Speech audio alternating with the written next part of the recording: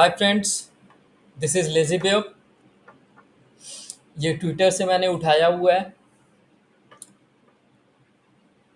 एक हैंडल से जिस पे कई फॉलोअर्स हैं, रनिंग इनटू थाउजेंड्स।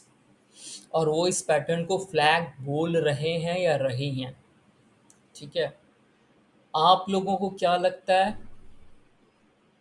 कि ये फ्लैग है या नहीं है?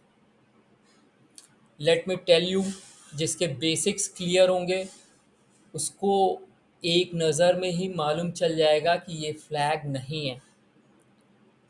क्यों नहीं है? क्योंकि फ्लैग की करेक्टरिस्टिक जो है ना, वो बोलती है कि उसका डिफिनीशन ये है कि it's a continuation pattern. Continuation का क्या मतलब होता है ना, कि जो उसका प्रायर ट्रेंड होना चाहिए वही उस फ्लैग का ट्रेंड होगा। अगर प्रायर ट्रेंड यहाँ पे देखिए डाउन है, तो ये फ्लैग आपका ऊपर कैसे जा रहा है तुरंत। मैं सिर्फ इतना ही कहना चाहूँगा कि अगर आपको बेसिक्स नहीं मालूम है तो अवॉइड पोस्टिंग इट। क्योंकि अगर 300 लोग भी आपका ये देख रहे हैं तो वो आगे 200 लोगों को बताएंगे और सबको सबको जो है ना, एक गलत नॉलेज, एक गलत मैसेज जाएगा। तो मुझ पे एक एहसान करना भैया, कि थोड़े बेसिक्स क्लियर करो। और इसीलिए मैं आज जो है ना, आपको पैटर्न्स के बारे में बताना चाहूँगा कि गलत लर्न करने से या गलत चीज़ देखने से तो बेटर है कि आप थोड़ा सा नॉलेज गेन कर लें। ठीक है, तो अब मैं सबसे पहले ये इनका फ्लैग यहाँ से हटाता हूँ। जा क्यों नहीं रहा यार? कोई नहीं,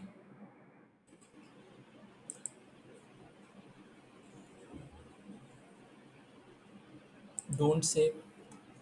ठीक है, अब हम आते हैं एक नए पेज पे। सबसे पहले हम कवर करते हैं पैटर्न्स को।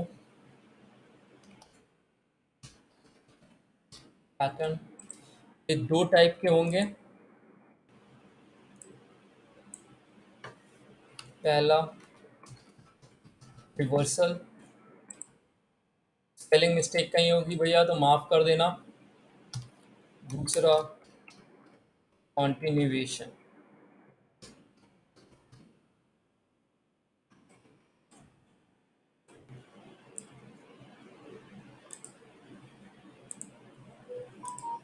ठीक है,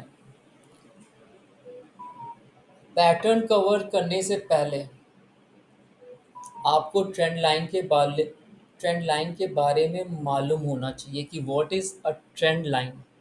ट्रेंड लाइन क्या होती है? एक सिंपल सा कॉन्सेप्ट है कि वो प्राइस पॉइंट्स को टच करती है, दो या तीन से ज़्यादा। लेट्स से ये स्टॉक प्राइस का मूवमेंट है, आपने यहाँ से एक लाइन खींच दी, इस पॉइंट को वो टच कर रही है, इस पॉइंट को टच कर रही है, ये आपकी एक ट्रेंड लाइन है। इसका स्लोप कैसा है? इसका स्लोप अपवर्ड है।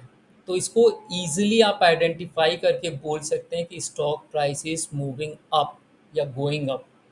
लेट अस से कि प्राइस ऐसे नीचे आ रही है, आपने यहाँ से इसको कनेक्ट किया, तो आपको बहुत ही इजी विजिबिलिटी मिलती है कि स्टॉक क्या कर रहा है। आपकी ट्रेंड लाइन देखते ही आप बता दोगे कि ये स्लोपिंग डाउनवर्ड है तो प्राइस नीचे आ रहा है। ठीक है, ट्रेंड लाइन क्यों ज़रूरी था जानना? क्योंकि कोई भी पैटर्न डिपेंड करता है ब्रेकआउट पे। कोई भी पैटर्न फॉर्मेशन होगा चार्ट पैटर्न का, ascending triangle, descending triangle, flag, CNH, double top, ये सारे ब्रेकआउट पे ही डिपेंड करते हैं। तो unless and until trend line क्या है और कैसे ड्रॉ करते हैं ना, वो नहीं जानोगे तो आपको पैटर्न का मतलब पैटर्न को आप ट्रेड नहीं कर सकते हो। इसीलिए मैंने पहले ट्रेंड लाइन का कॉन्सेप्ट बताया। अब अब हम चलते हैं रिवर्सल पे। रिवर्सल क्या होता है? लेट्स से ये एक सप्लाई जोन है।